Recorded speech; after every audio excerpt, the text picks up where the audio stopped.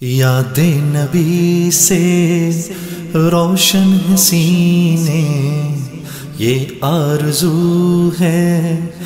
جائیں مدینے۔ حضور علیہ الصلوۃ والسلام نے اپنی ایک مبارک حدیث میں ارشاد فرمایا، وہ یہ آپ علیہ الصلوۃ والسلام نے فرمایا لن تدخلوا الجنۃ حتی تؤمنوا، کہ تم اس وقت تک جنت میں داخل نہیں ہو سکتے جب تک ایمان نہ لے آؤ، وَلَا تُؤْمِنُوا حَتَّى تَحَابُّوا، اور تم ایمان والے نہیں ہو سکتے، تمہارا ایمان مکمل نہیں ہو سکتا یہاں تک کہ تم ایک دوسرے کے ساتھ محبت کرنے لگ جاؤ۔ یعنی گویا حضور علیہ الصلوۃ والسلام نے فرمایا کہ جب تک ایک مومن اپنے دوسرے مومن بھائی کے ساتھ محبت کا تعلق نہ رکھتا ہو، اس کا ایمان مکمل نہیں ہو سکتا۔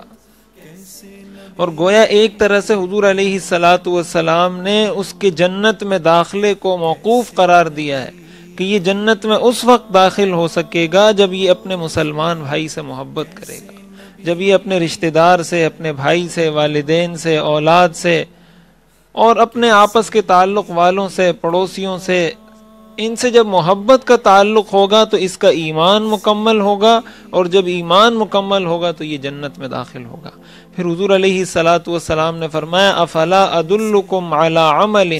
اذا فعلتموہ تحاببتم، کیا میں تمہیں ایک ایسا عمل نہ بتاؤں کہ اگر تم وہ کام کرنے لگ جاؤ، تم اپنی زندگی میں، اپنی معاشرت کے اندر اس چیز کو لے آؤ،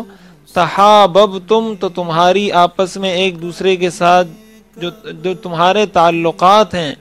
اس میں محبتوں میں اضافہ ہوگا، مودت میں اضافہ ہوگا، اور تمہارے آپس کے اتحاد اور اتفاق میں مضبوطی پیدا ہوگی۔ کیا تمہیں میں ایسا کوئی عمل نہ بتاؤں؟ صحابہ نے فرمایا ضرور بتائیے اللہ کے رسول۔ آپ نے فرمایا افشوا السلام بینکم، آپس میں سلام کو عام کرو۔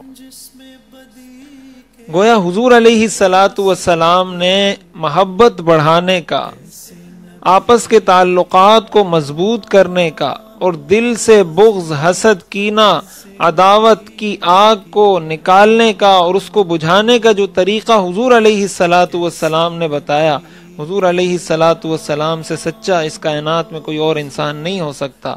آپ نے فرمایا کہ محبت کا ذریعہ یہ ہے کہ آپس میں سلام کو عام کریں۔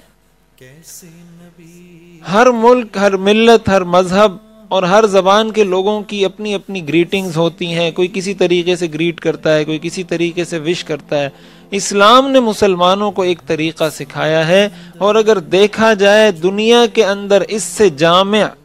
کمپریہنسو اور ایک ایسا طریقہ، ایک ایسے الفاظ جس کے اندر اتنا بڑا مفہوم داخل ہو جائے، دنیا کی کوئی زبان، کوئی ملت، کوئی تہذیب پیش نہیں کر سکتی۔ اس کی وجہ یہ ہے کہ جب سلام کرنے والا کسی مسلمان بھائی کو سلام کرتا ہے، یہ محبت کا ذریعہ کیوں ہے؟ حضور علیہ الصلوۃ والسلام نے کیوں اس کو محبت کا ذریعہ قرار دیا؟ اس لیے کہ جب کوئی مسلمان بھائی کسی کو کہتا ہے السلام علیکم، تو گویا وہ اس کو یہ پیغام دیتا ہے کہ میری طرف سے آپ امن میں رہیں،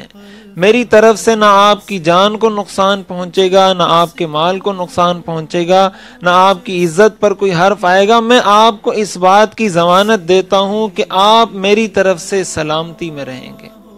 اور پھر جب سامنے والا اس کو کہتا ہے وعلیکم السلام، کہ میری طرف سے بھی تم پر سلامتی ہو، میری طرف سے بھی تم مطمئن ہو جاؤ، میری طرف سے بھی تم بے خوف ہو جاؤ، تو گویا وہ بھی اس کو اس بات کی ضمانت دیتا ہے کہ میں بھی تمہیں کوئی نقصان نہیں پہنچاؤں گا۔ تو اب ہمیں دیکھنا چاہیے کہ ایک معاشرے کے اندر